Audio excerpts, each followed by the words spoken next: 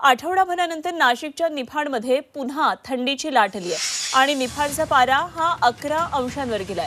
तापमानात होत असलेल्या या चढ उताराचा फटका इथल्या द्राक्ष बागायतदारांना बसू लागलाय। रात्रीच्या थंडीमुळे द्राक्षमण्यांना तडे जाऊ लागले आणि दिवसा पडणाऱ्या कडक उन्हामुळे द्राक्षमणी बंद होण्याची भीती निर्माण झाली। त्यामुळे शेतकरी संकटात सापडले।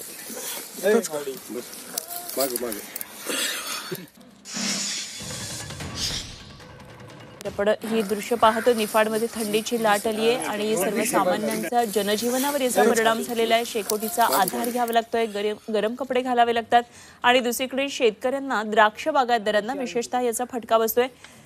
मण्यांना तडे जात आहेत आणि त्यामुळे निश्चितच द्राक्षाच्या उत्पादनावर याचा परिणाम होणार आहे आणि आर्थिक संकटात सध्या निफाडमधले द्राक्ष बागायतदार दिसतात।